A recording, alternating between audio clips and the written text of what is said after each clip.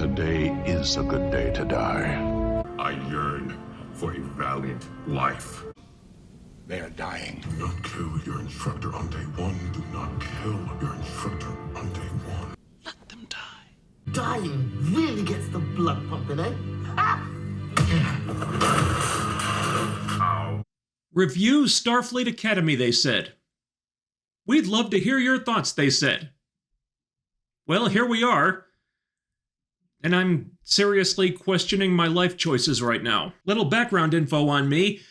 I am not a huge Star Trek guy. I like some Star Trek. I own all the TOS movies. Star Trek V is actually a guilty pleasure of mine. It's not a good movie, but I don't care. It's fun to watch. I enjoyed Deep Space Nine back in the day. I wasn't a rabid viewer, but I watched it when it was on. I liked it. And there are episodes of the various other shows that I get a kick out of too. But that's where things start going pear-shaped. The Kelvin Timeline movies...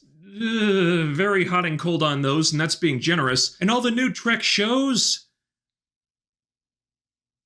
Wow. I gave Discovery a chance. I got as far as the naked Klingon boobs, and then I tapped out and never went back. I still have nightmares. So that's where I'm at with Star Trek these days. I like it when it's good, or if not good, then at least fun, but I wouldn't go so far as to call myself a Trekkie, and I really haven't liked what's been going on since Alex Kurtzman strolled in. So I was not anticipating Starfleet Academy, it wasn't on my radar at all, but even with as much as I was trying to avoid it, it was pretty much impossible to miss all the noise being made by... whatever the hell this is supposed to be. I may not be a diehard, but just as a casual fan, watching this made me angry. And it's really ironic that it begins with a logo commemorating 60 years of Star Trek when it's attached to one of the most un-Star Trek things I've ever seen. And I really don't know any other way to put this. It's as if Kathleen Kennedy made a Star Trek show. Think about what KK did with Star Wars. She had no real appreciation for it, obviously. She didn't understand what made it work or why it was so beloved, so she tried to change it into something that would appeal to her and bring in some imaginary new audience, but only succeeded in alienating the built-in audience that was already there. That's what this feels like. This entire project seems to be made by people who don't like or even understand Star Trek. They may have read enough of the Trek wiki that they can throw a bunch of member berries out there to try to fool people into thinking they do, but they obviously have no love or respect for it beyond it just being a famous IP they can make a buck off of or use as a platform for something else. There's a lot about Starfleet Academy that feels utterly and completely wrong to me. There are so many traditions and core themes of Star Trek that are not just ignored, but are deliberately violated by this show. They didn't care about honoring the franchise or making something the fans would like. They cared enough to throw an obscene amount of money at it and phoned in everything else. So I wasn't surprised at all that the premiere episode Paramount put on YouTube for free got ratioed straight to hell, with the most entertaining thing about it being the comments section, because holy gods, this show is shockingly bad. Forget about it not being a good Star Trek show, it's just a terrible show in general. The writing never rises above CW quality, which makes sense because that's clearly the audience they made this thing for. It's not written like Star Trek, nobody talks or acts like they're in a Star Trek show, because they're really not. It's a show about a bunch of horny, obnoxious teenagers with a big focus on shipping, school shenanigans, identity politics, and characters acting like jackasses that just happens to take place in the far future. That's all it is. It's a CW show with starships and phasers that seems to resent the franchise it's supposed to be a part of so much that at nearly every turn it does things that might as well have been designed to drive the fans away. I have no other explanation for how this show ended up the way it did. Now, at the time I'm making this, they've dropped the first 3 episodes, and this is usually the part of the video where I break down the plot, but honestly, I don't see the point in going into much detail with this because outside of the premiere, there's barely a plot. That first episode is very busy setting everything up, but once they get to Earth and settle into what the show is going to be on a weekly basis, virtually nothing happens after that. So the series follows the first new class of cadets at Starfleet Academy in a very long time. At some point in the past, and this may have happened in Discovery after I stopped watching, there was a cataclysmic event that the writers are using using as an excuse to flip over every table the franchise has and remake it as something different. That's why everything seems so un-Star Trek-like, because it was designed to be that way. God, the writing in this episode is so awful. There are like 4 or 5 exposition dumps in the first 20 minutes, because there's all this backstory that even with $20 million an episode, they somehow still didn't have the budget to show us, so they just tell us about it instead. A mother and her young son are starving, so they trusted the wrong guy. He killed a Starfleet officer and made the mom an accomplice, so the Federation sends the mom to prison. The son runs off somewhere, spends 15 years on his own as a career criminal until he's captured again and gets a choice of Starfleet Academy or federal pound-me-in-the-ass space jail. At the Academy, he encounters a kinder, gentler Klingon who enjoys bird-watching and takes his blood wine with extra spoonfuls of soy, an arrogant rich kid bully straight out of a Disney Channel show, a hologram girl who is going to school rather than just being programmed with all the knowledge she could ever need. Don't think about it too much. More body positivity characters than you can shake a tricorder at. Paul Giamatti playing the villain role like he's pranking the person who cast him in it.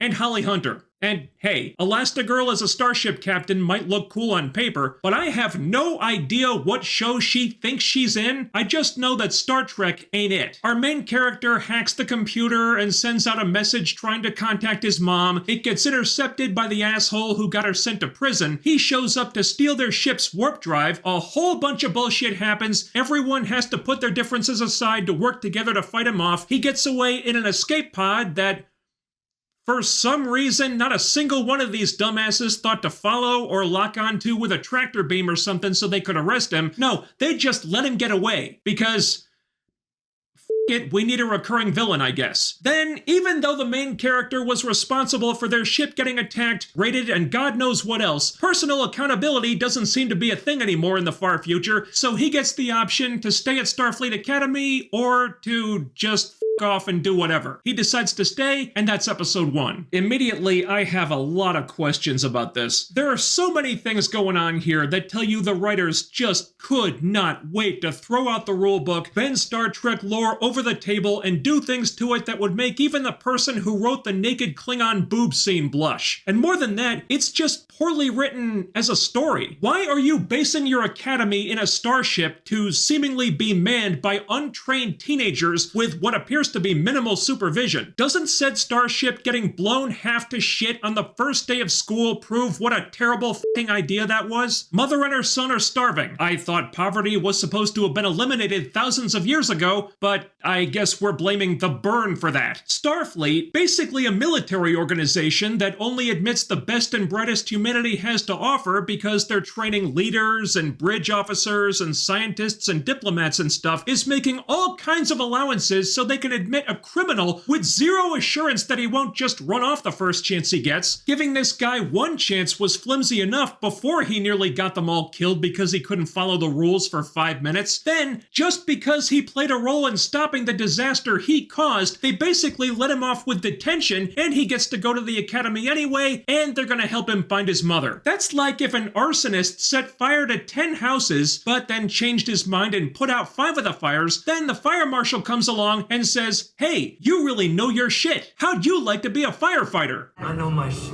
Paul Giamatti wants to steal their warp drive so he can sell it off, even though he has loads of programmable matter which can literally do anything the plot needs. For my money, that seems a lot more valuable, but whatever. But if he wants a warp drive so badly, why is he stealing it from Starfleet? Wouldn't it be a lot easier to rob some private vessel or a cargo ship or something that doesn't come with, you know, a fleet that outnumbers and outguns your people a gazillion to 1? Apparently not, because we need the plot to happen. And this guy is basically a cartoon character, so we shouldn't expect a lot of deep thinking from him.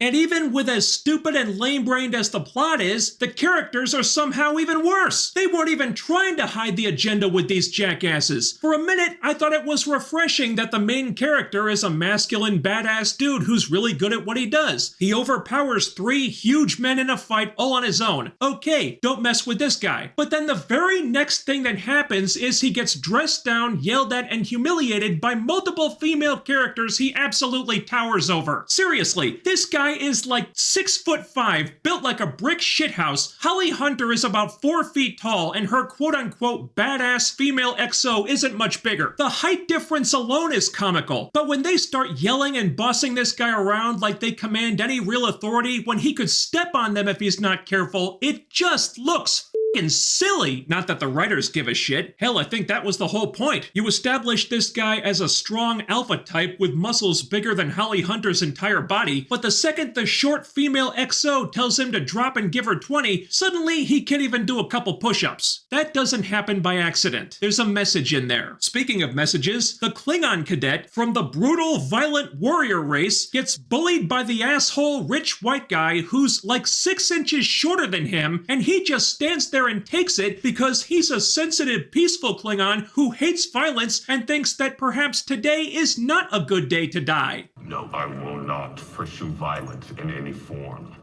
And later, he has to get a lesson in how to Klingon by short female XO, which, again, just looking at them is ridiculous on the face of it because he could obviously chew this woman up and spit her out if he wanted to. And God knows she can't sell it with her acting because all she's doing is screaming every single line. God, just a few scenes with this woman and I thought my ears were gonna start bleeding. What the hell were they thinking with this character? And that seems to be a big theme of this show. They really don't care if things look stupid or awkward or contradict something in the lore, so long as it feeds the agenda or checks a box. For example, short female XO is a Jem'Hadar Klingon hybrid. Yeah, Jem'Hadar, the genetically engineered race infamous for having no females. There are no Jem'Hadar women. You are in the presence of Laura Fuck, daughter of Ashmeret, Jem'Hadar are bred in birthing chambers. from the Klingon house of Dakhatash and the Jem'Hadar lineage of Kabaj. Well, I don't know what I expected. So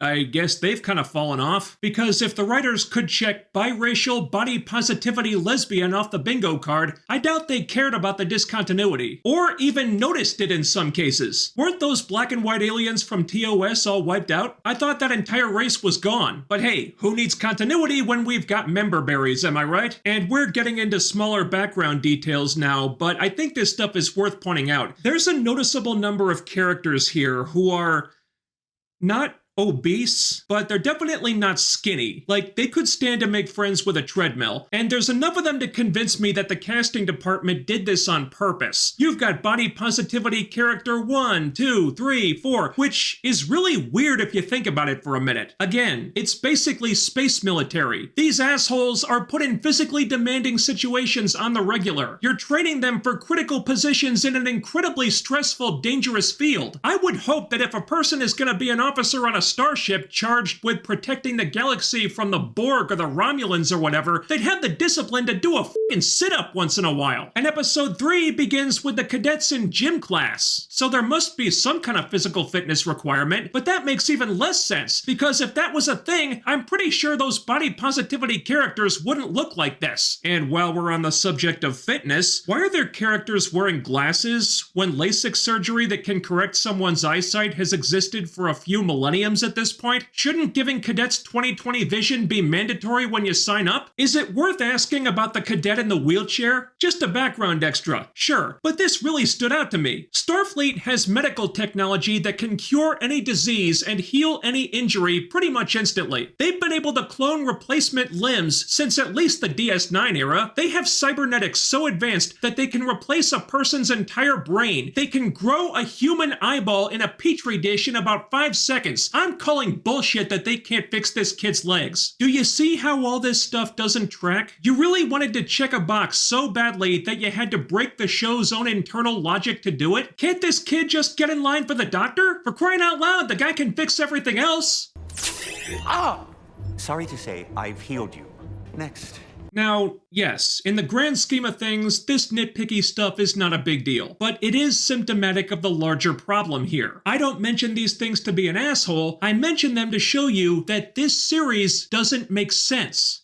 And they don't care. This isn't no attention to detail, it's them not giving a shit about the details as long as they get to do what they want. Check a box, score diversity points, and so on. That's the attitude they've made this entire show with. And it's so stupid. Star Trek has always been diverse, but in the past it made sense in the context of that world. This doesn't. They took something that used to be a strength of this franchise, and because the writers and producers don't have a single brain cell between them, they've turned it into parody. It just comes off as forced and awkward now. And speaking of awkward, let's talk about the cast, because holy shit, this has to be one of the cringiest, most obnoxious cast of window lickers I've seen in any sci-fi show in years. I would be stunned if any of these clowns had ever seen Star Trek prior to this. Nobody feels like a Star Trek character here. Nobody, except Robert Picardo, but he was on Voyager for years, he knows his character. But the newbies, not good. I think if this were like a typical CW show, they'd be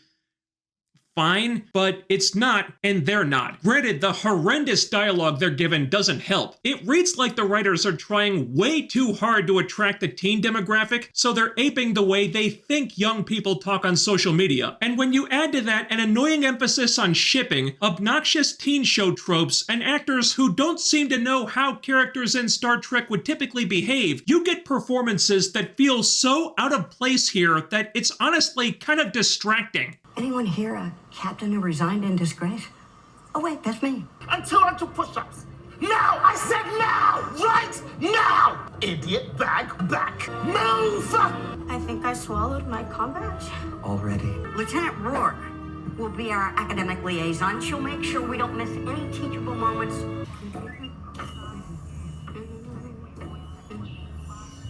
You're giving your friendship away for free? Hi.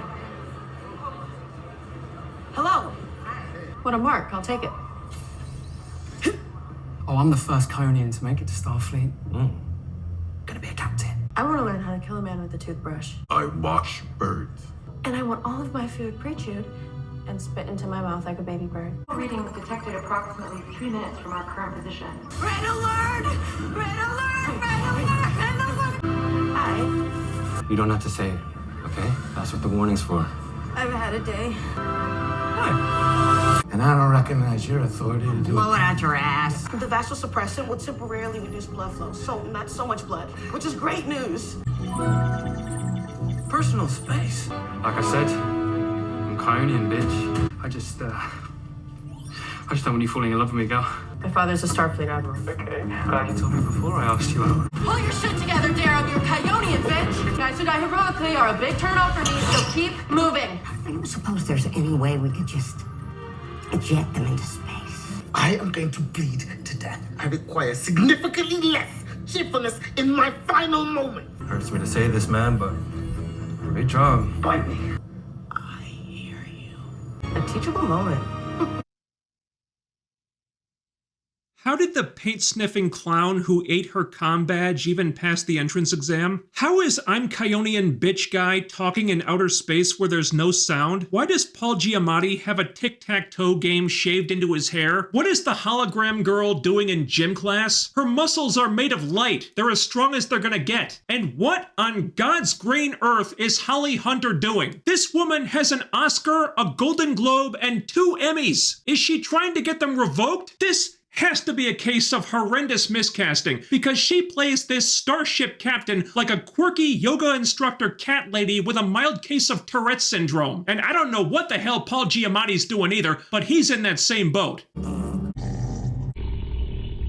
And the whole show is like this. The characters are insufferable, the actors aren't able to elevate the shitty writing, and I could have told you that just from watching the pilot. I don't even need to talk about episodes 2 and 3, and the reason is because there's barely anything to talk about. As bad as the first episode is, at least things actually happened in it. But once they get to Earth, the show becomes what I'm guessing they wanted it to be the whole time. Lame school stuff, teen hijinks, and stories so uneventful even the writers of Enterprise would think they're not trying hard enough. Nevertheless, I believe in being thorough, so let's get into episode 2. I don't have high hopes, but maybe they've worked out the kinks now and they can hit the ground running with this one. Episode 2 begins with Holly Hunter reminding the future leaders of Starfleet to make their beds. like they're little children. That's an ongoing subplot in this episode, by the way, because our main character, Caleb, doesn't want to make his bed. Are you riveted yet? Anyway, there's this alien race that left the Federation a while ago, and they've invited these people to the Academy to try to convince them to come back. The Chancellor brings his 2 kids with him. The daughter wants Caleb to show her around the campus, and they're kind of into each other, so there's some shipping stuff going on, which her dad doesn't like because Caleb's a bad boy from the wrong side of the Alpha Quadrant. And the big climax is Caleb and the daughter have an argument, and the Chancellor decides that his people will not rejoin the Federation, but then Caleb apologizes to the daughter, the Chancellor changes his mind so his people will rejoin the Federation after all, and the episode ends with Caleb making his bed. That's the whole episode. Absolutely scintillating stuff. And if that didn't have you on the edge of your seat, get a load of episode 3. The big crux of this one is that the students at the Academy and the War College don't get along. Oh no! So the War College pranks the Academy students by transporting them all over the school in their underwear, and in Caleb's case, naked. So they're like, oh man, those guys are such jerks. We need to prank them back. There's some more sleep-inducing shipping nonsense in there with characters who have known each other for a grand total of 2 days. The big climax is the schools facing off in a game of laser tag, and the episode ends with our heroes evening the score by pranking the War College.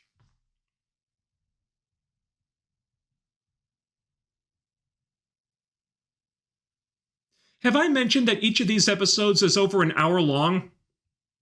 Took me like 4 fucking hours to get through each one of them. And that's it. That's all it is. 3 episodes in, and these writers have already completely given up. There's no exploring strange new worlds, no seeking out new life and new civilizations. It's just lame, cringy, pointless school stuff. As a run-of-the-mill CW-style teen drama, it would be middling, I guess, but as Star Trek, I don't even know what to do with this. For a franchise that in the past was about smart people doing smart things in a smart time and was made by smart writers for a smart audience, this show is unbelievably stupid. They've twisted it and dumbed it down so much that I don't even recognize it. I genuinely have no idea what this is supposed to be. These cultural arsonists posing as writers don't understand Star Trek. They don't even want to be Star Trek. Oh, they'll drop lots of Easter eggs, like putting famous Trek characters' names up on a wall and naming a pavilion after Kirk to constantly remind the audience that they're watching Star Trek, but it's just empty fan service. It doesn't mean they care. If they did, you wouldn't be seeing all this other crap in the show. Why does this thing even exist? If you wanted to cater directly to high school kids and ideologues on Twitter and Tumblr who are never gonna watch anyway, you didn't have to flip off your built-in audience and sodomize Gene Roddenberry's corpse to the tune of $20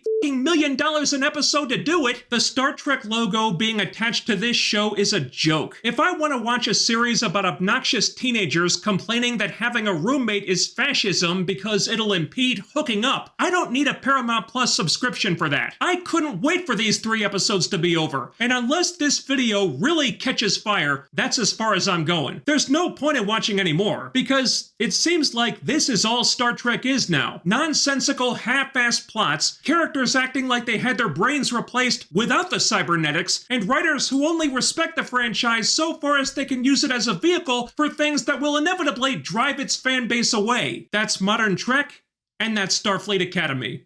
Its continuing mission? To boldly blow like no show has blown before. Thanks so much for watching. While you're here, ding that bell icon and follow all of my social media so you can always be notified when I upload new stuff. The links are down there. And if you want to support the channel, being interactive is the best way to do that. So be sure to hit that thumbs up, leave a comment, subscribe if you haven't already, make sure you're still subscribed, all the YouTube things. That's all I've got for now, but I'll be back with more soon. Take care, stay tuned, live long and prosper.